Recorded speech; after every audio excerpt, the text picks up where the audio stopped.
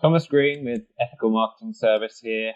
On the podcast today, we have Tissa Richards. Tissa, welcome. Thanks so much. It's really great to be here today. It's great to have you. Would you like to take a moment and tell the audience a little bit about yourself and what you do?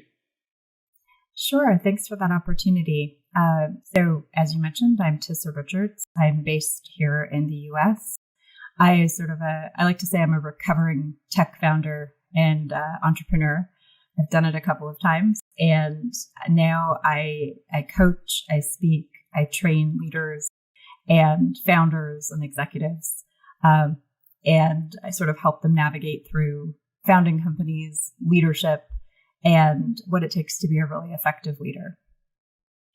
Well, that's quite a lot. There's a lot to talk about there. But if I remember correctly, the topic we're going to talk about today is knowing your worth. Are you happy to talk about that? Yeah, I love that. That topic is so important and really close to my heart. So, a nice general question for you to get your teeth into. How do you determine your worth? Sure. I mean, I like to talk about it as sort of knowing your value and your values. I think that the reason I'm so passionate about that is when you know the value you bring to the table and you know the values that you operate on, as a leader, you can be really authentic and you can be really fearless. You know what you will tolerate in terms of behaviors, and you know when you can walk away from a situation that's just not optimal for you. The question that you asked, which is sort of how do you determine it? It's a process, right? You think about what have you done throughout your career? What value have you brought over and over? Tends to be a pattern. And I think something that we are not really good at because we're so busy, usually just heads down delivering, is to sort of stop, interrupt that flow, and figure out how to identify it, articulate it, and then communicate it. So yours would be kind of like an evidence-based approach. I actually love that. I like to say sort of interrogating your accomplishments. But yes, it's very factual, right? So your value proposition is a fact. And the reason I love to say that is because when you communicate it, that way you don't have to feel, a lot of women ask me in particular, it feels very arrogant to sort of say, this is the value I bring. But it's not arrogant, it's data-based. And if you interrogate what you've done over and over, you can figure out what the pattern is, and you can point to it as a fact. So what do you do, or what would you advise someone to do if they have been undervaluing their contribution? Yeah, I love that question because I think one of the things I like to say to people is think about what you're actually paid to do. And it's not so much that you're paid to do what your title says. It's think about the value that you bring to your organization, right? So I love to use the example of, let's say, customer success.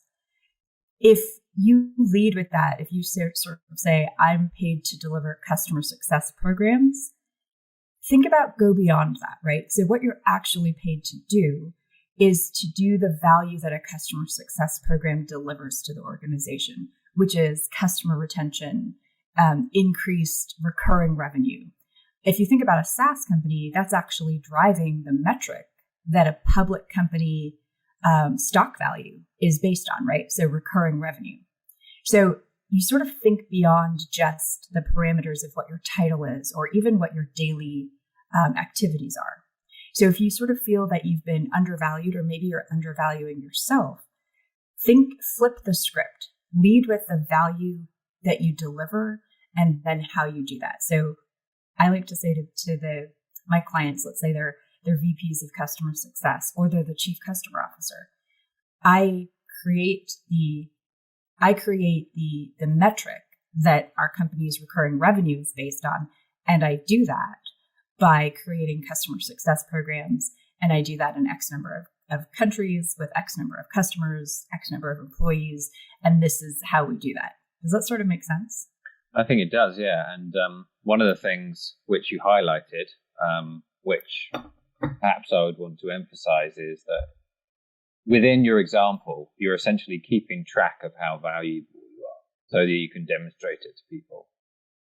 So in your example, if you're looking at the revenue you generate, for example, and if you generate an extra, let's say, $1 million or something, and you're only being paid 40,000 or whatever it might be as an employee, then that would kind of be a definition of being undervalued, right? Yeah. And I've had people say to me, oh, well, when you talk about sales or customer, those are very easy, right? Because you can point to those metrics that are very easy to measure. And I always like to answer that by saying, if you have a job, then you're generating value. Otherwise, you wouldn't have a job.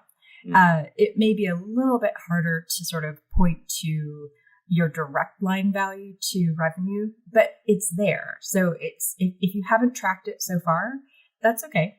You can start, right? But the fact is that if you have been employed, if there is a job and a title that you have, the organization sees value in the work that you do. So sort of get to know the people in your organization that track data or metrics or measurements, and start to really dig in and figure out, why am I here, right? Why do people keep signing a paycheck for me? Because you are creating value, and start to figure out how to quantify it, because somebody's quantifying it. If they're paying you, they're quantifying it, right? And so if you can start to help on your end figure that out, then you can advocate for yourself. But Thomas, it's not just about your paycheck. I think it's also about just being able to advocate for the value that you bring to the table, being able to stand up and say, I know I'm good at this. I'm good at it. I've done it repeatedly.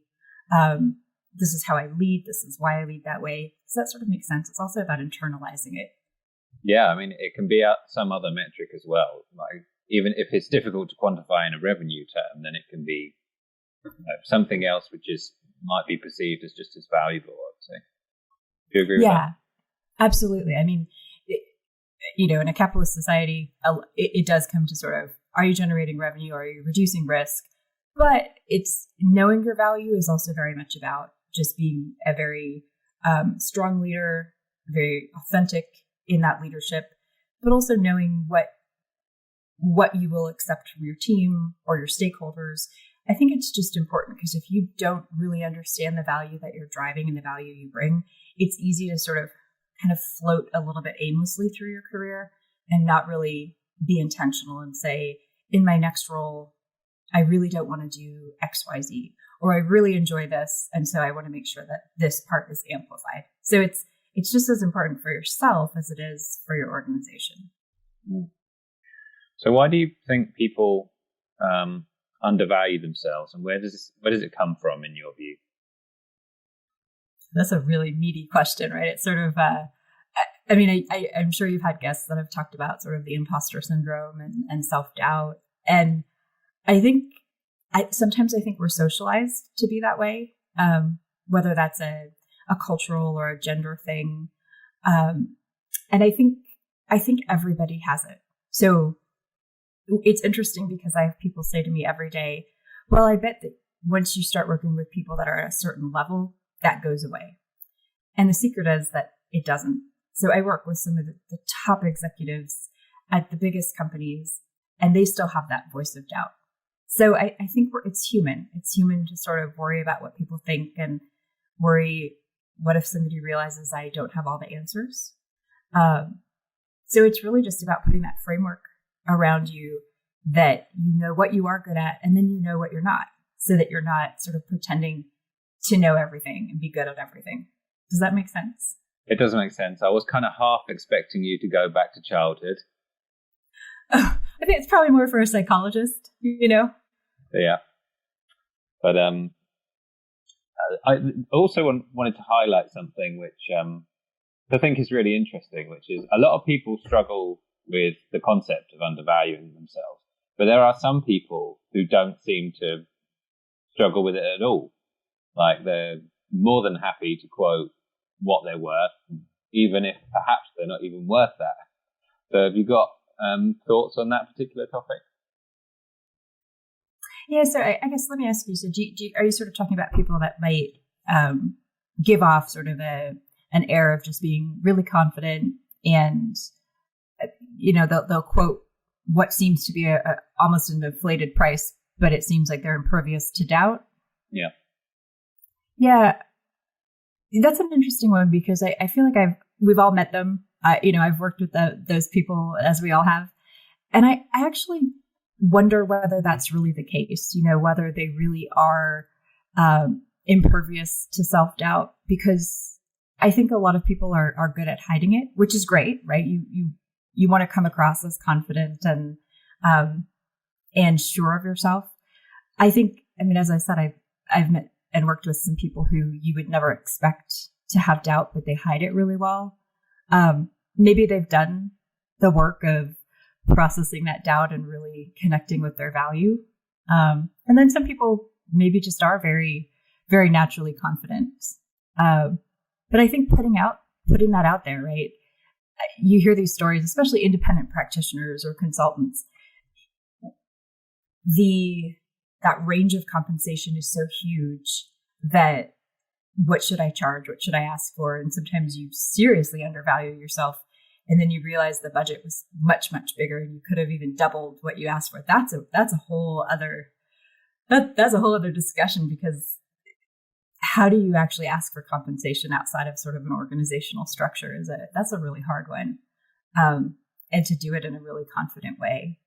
But I think people who appear to be very confident many times deep down are not. But that, to me, sort of leads into another interesting topic, which is sort of leadership communication. And the people who I've noticed who are the most effective, the most confident, are frequently the people who don't say very much, right? The most powerful person in the room is frequently the one that listens the most and doesn't try and say the most and doesn't try to convince people of their knowledge and of their sort of seniority. Does that make sense? Yeah, sure. It reminds me of an example that we talked about before the call, and it was that you walked away from a big deal. Do you know what I mean? And can you give that example? Yeah, absolutely. And I think that's sort of related also to the topic of leadership values and principles. And really, so when I talk about your value, I really mean two things. And I have a book coming out that really talks about knowing how you lead and knowing your leadership style and your leadership values. So one is how do you lead, and the other is why do you lead that way? And I think what's really critical is a lot of people can say to you, well, I lead with empathy, I lead with compassion, I lead collaboratively. Those are great. And you'll be asked about those in interviews. I think what a lot of people don't spend time doing is saying, okay, why do I lead that way? What is so important to me about how I operate that I have a set of leadership principles, right? Operating principles. And to me, I think when you know that, it's really critical, because then you know what your non-negotiables are, right? So for me, it's transparency, it's honesty, it's ethics and trust, and knowing that those underpin how I run my companies, how I choose my customers, my investors, the behaviors that I sort of allow or don't allow in my workplaces. What's really critical about that is that you then don't defend anything. So just like your value is a fact, your values are also a fact. And so, for example, I don't allow yelling in my workplace and my teams. I don't think it's a constructive way to do business. I think that's also how I lead my life. I don't yell in my personal life. Experimentation and curiosity are very important, especially in tech startups. And then another operating principle is just ethics and honesty. So if I'm not afraid to take things off the table, and that includes a deal, a customer deal, an investor deal, and walking away, taking something off the table in the past has cost me a huge amount of money, but I don't regret it because it means I'm staying in complete alignment with my leadership values. And a lot of the work that I do, whether it's one-on-one coaching or workshops with big companies, is helping people identify that so that they're leading without fear. They're not afraid of standing up and saying, this is one of my non-negotiables. And I'm going to stand up and say, this situation is not aligned. Well, I think that, as you said, like determining what your values are, that's a very, a fruitful exercise to know what you want. But I think it requires some real integrity in order to sort of follow those, especially when you've got like a big deal going down. So I don't know. Congratulations on that one is what I'd say, because it means that you mean it, in my view. Yeah, I mean, otherwise you're a little bit toothless, right? You're sort of you're not putting literally your money where your mouth is. But I think it's operating from a place of fear. You're sort of thinking, this is the last chance I'm going to have. I'm never going to have another customer deal, or I'm never going to have another job. But these are the two flip sides, right? If you know your value, then you know that there is another job in the queue. There is another customer deal around the corner because your product is great, or whatever your situation. Nothing is fatal. And I think that's what I'm so passionate about, because if you can remove fear from that equation, then you can really operate very consistently and not afraid, right? And that's why I think knowing your value is so important, because you fill that vacuum of self-doubt. I also think that it can be the case that people who do those big deals, despite what their values are, that can be a bad, well-being from a well-being perspective. And if you follow, as you say, what your values are, then that can be you can be quite content going down that route, right? Would you say you're content? 100%. I think maybe the word too, that sort of where we're heading now is sort of into resilience, right? Because you can take all the deals that come your way, but not be happy, right? It's doing business is hard, right? We're working so much more than ever before, and work and home life are bleeding into each other. But if you're not doing the right kind of work or working with the right kind of people, you're going to burn out a lot faster. So I think working authentically, and this isn't sort of like, life coach stuff. I'm not a life coach, right? I am an executive coach, but I think this is important. This is where they start to bleed together, right? If you're not working the way you want to, in alignment with your values, then yeah, it's going to take a toll, like you said. So what would you say, I haven't actually asked you this directly. Have you, do you feel like you've been in a position maybe earlier on in your career where you didn't know your worth? And going from that to where you are now, how has that changed things for you? That's a really powerful question. I don't think I have ever been in a position where I did something that wasn't in alignment with my values. I think even if I didn't know them and have them articulated, I mean, now I probably because a result of the work that I've done, I mean, I literally have my leadership values and my value proposition printed out above my computer. But I've always been a very precocious and sort of bold person. So I've never been afraid of standing up and saying, no, this doesn't work. Maybe the difference though is how it felt to do that. So previously I might have worried more that was not the wrong thing to do, but it was that it would have had a negative impact on my reputation or my chances or what was next. Now I will do it and I'll actually point to it like I do now and say, this is actually an example of the right thing to do, and not be at all ashamed of it, and actually use it as proof of good leadership. Does that make sense? Yeah, sure. It sounds like the type of self-talk that goes through your mind was different then to what it is now. Yeah, and I think what's also really interesting is what you said about how it impacts you just from a resiliency standpoint. Being a founder and running a company is exhausting, right? There's no question. And I'm no longer exhausted. I'm really energized and really, I've never felt better. And I think part of it is knowing that not only do I make those decisions really intentionally, but I share them with other people. And I feel like that's a really purposeful thing. Mm. So you're able to sort of share your lessons with other people now. But how did you learn? What was the process for you about going from, I mean, it's a bit simplistic, but not knowing your worth to knowing your worth? What did that look like for you? I think for me, it was a very expensive and very exhausting lesson. It was, it was having to shut down a company to stay in alignment with my values, and seeing that making that decision at great personal cost was still the right one, and knowing that even in that case, sort of the most extreme case, if that is still the right choice, then the thousands of daily choices, the small ones, right? Those are definitely the right choices.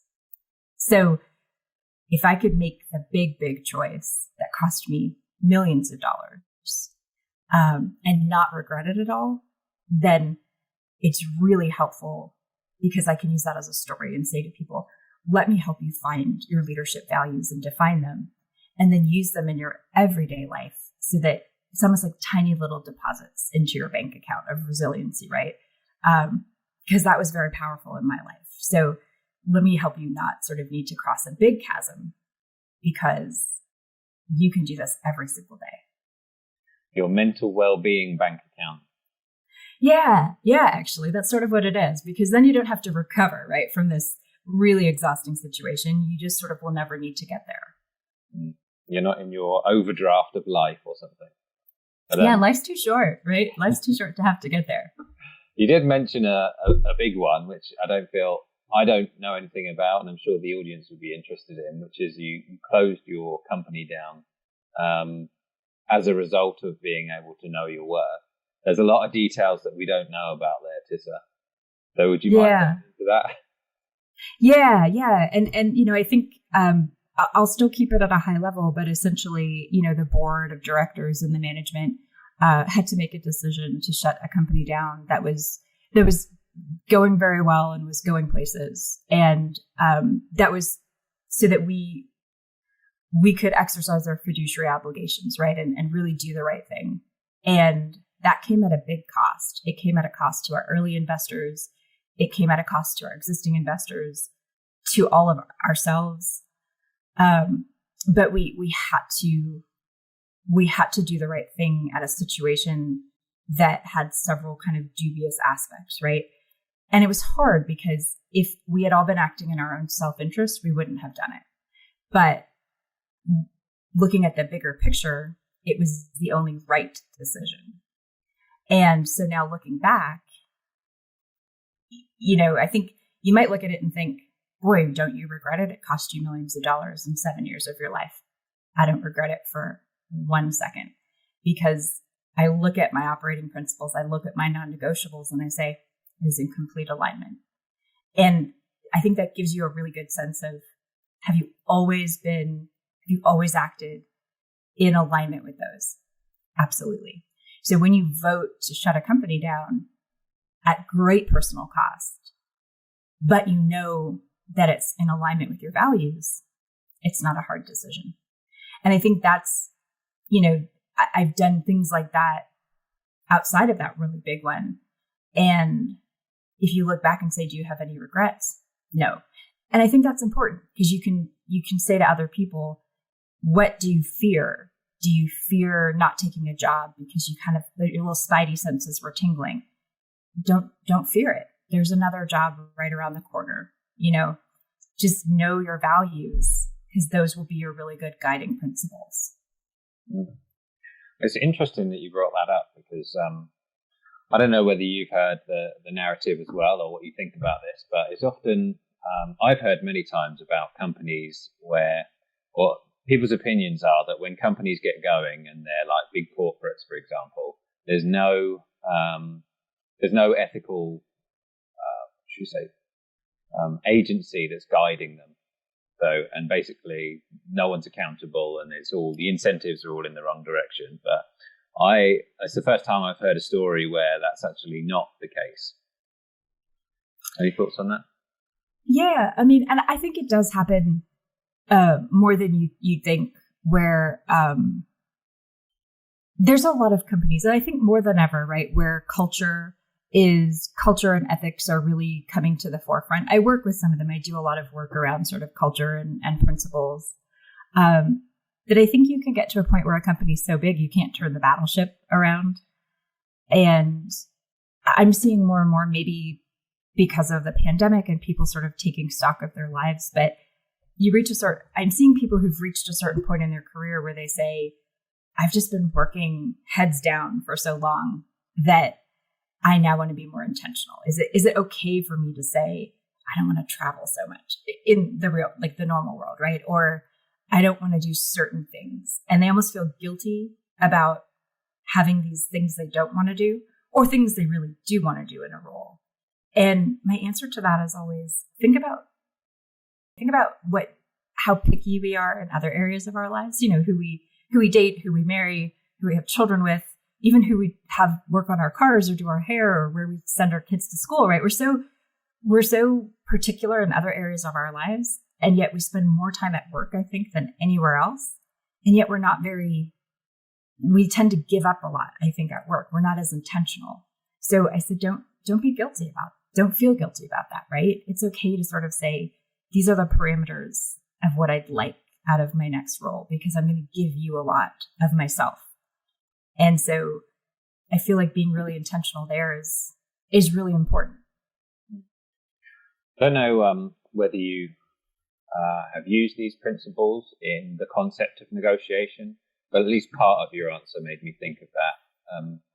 Knowing your worth in a negotiation, useful in your thoughts? Oh, definitely. Definitely. And what's the statistic? I think it's 70%, 65 to 75% of women, especially women, they accept the salary that they're offered. And to me, that's literally taking the dollar value of what a hiring committee thinks you're worth, right? So you haven't even sort of started the dialogue of your value.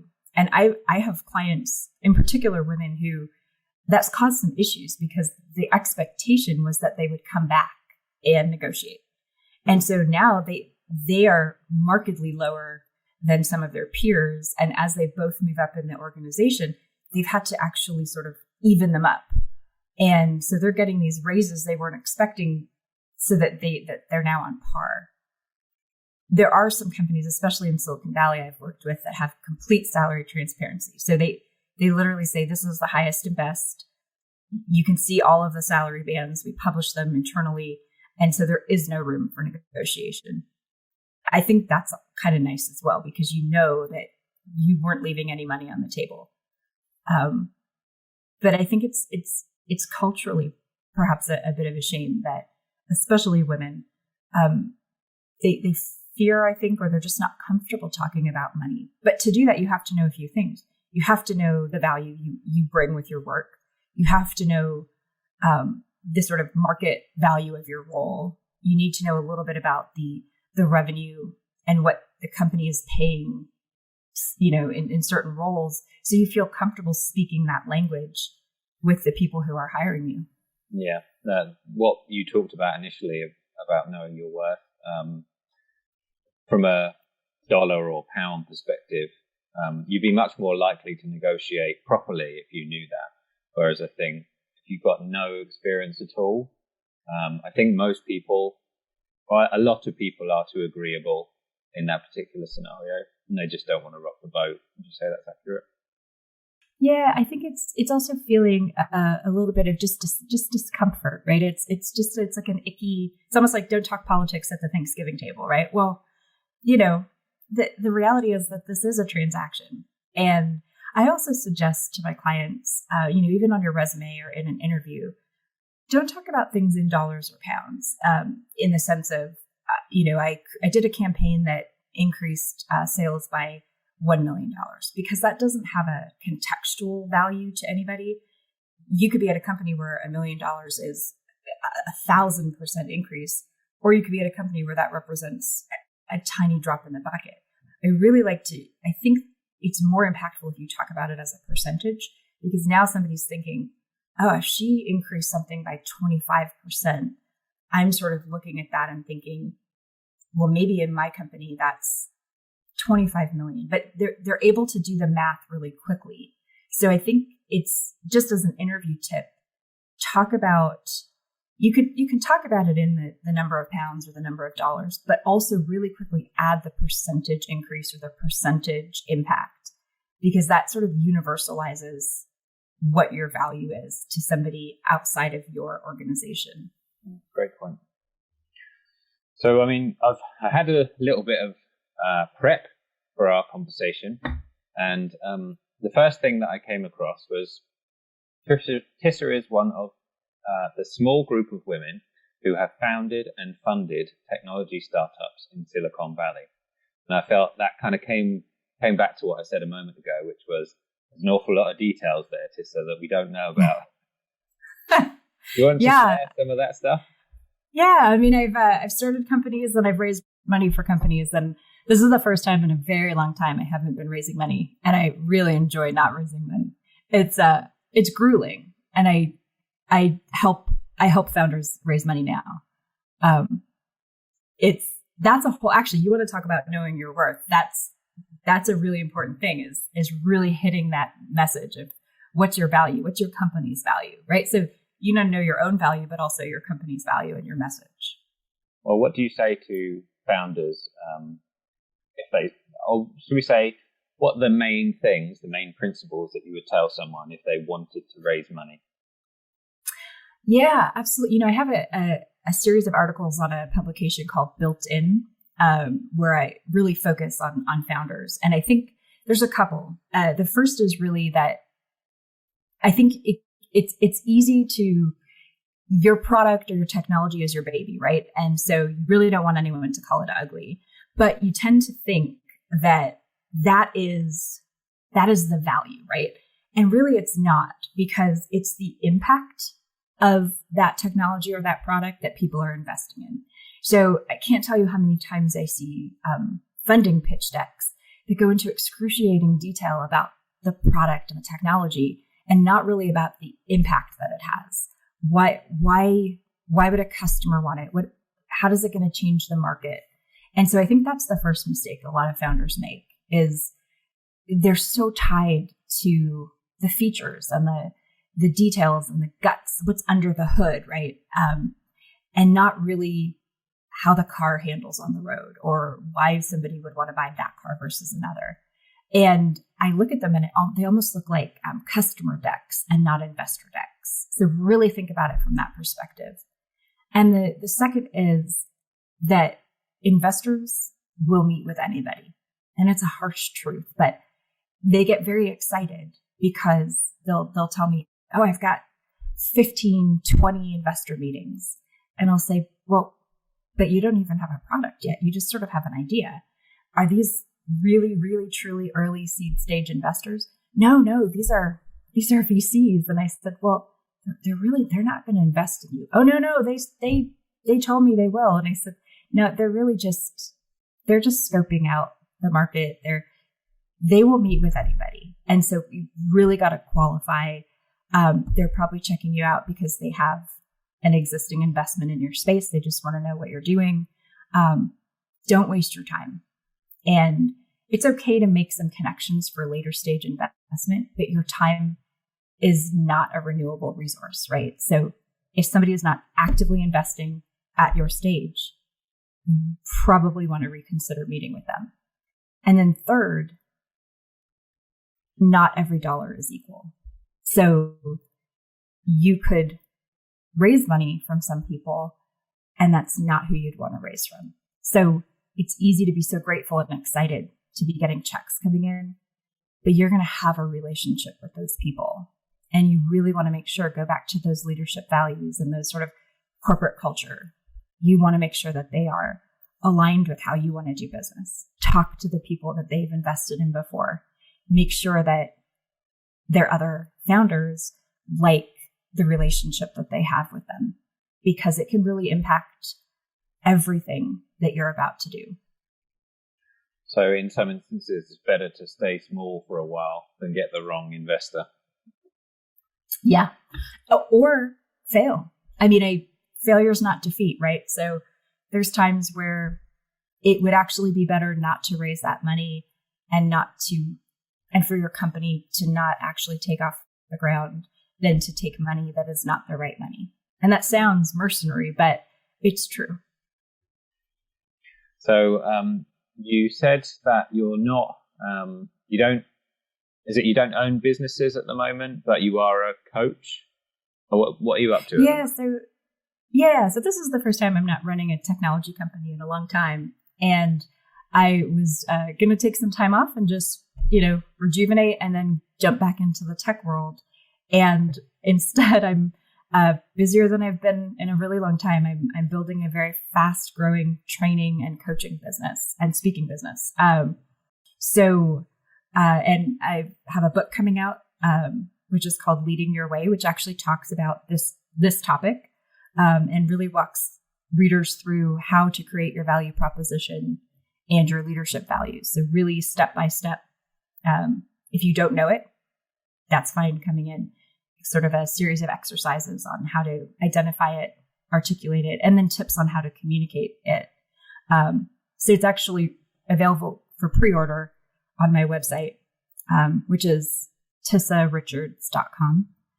And I coach executives and executive teams and do workshops and trainings, group trainings. So it's growing faster than I had expected. I truly thought this would be just a 1 or 2 year sort of hiatus, and discovered that I actually liked this a lot more than raising money and sort of writing patents and growing teams. So do you have goals for the company, given that it's growing quicker than you expected? I do, actually. So I have this book, and I've got 2 more books in the works. One is actually about this imposter syndrome, voice of doubt. The other is about how to deal with failure and sort of reframe it into lessons. I have a group coaching training program coming out and an online training program. I also have some people who are requesting to sort of be trained as coaches, sort of using the methodology that I use. So I think it's becoming a bit of a tech platform, despite my thoughts of staying away from technology for a little while. So does that mean that you'll be bringing people on to kind of replace you or model what you're doing? I think so. And I think it's almost inevitable, right? Sort of to scale beyond one person. As I said, it just grew way faster than I expected. And it's not possible to coach one-on-one or even one, group coaching just as one person. So the leadership framework that I coach, I think is replicable. So there are I'm starting to actually create a train the trainer program. Okay. And what would you say the main contributor is regarding the growth? I think it just resonated. I think the message resonated more than I expected.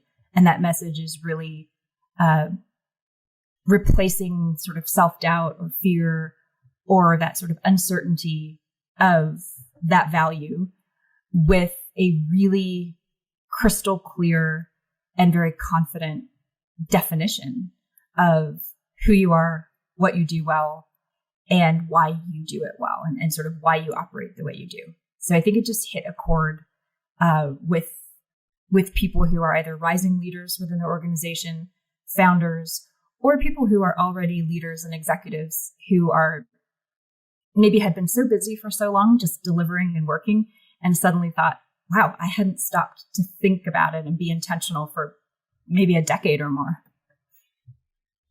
It's a great point. Is there anything that you feel would be valuable to the audience that we haven't talked about so far? Yeah, I think just a couple of things, right? Which is, I'm very, very passionate about this, which is just, if you have that voice of doubt, if you worry that you're alone having that voice of doubt, you're not. I promise. And there are people who you've probably seen, you probably recognize their names, or, they're from very recognizable companies. They have it. So any of the things you experience, you're not alone experiencing them. And that's probably really important, because I think it's very human to think, oh, I'm the only person, right? And you're not.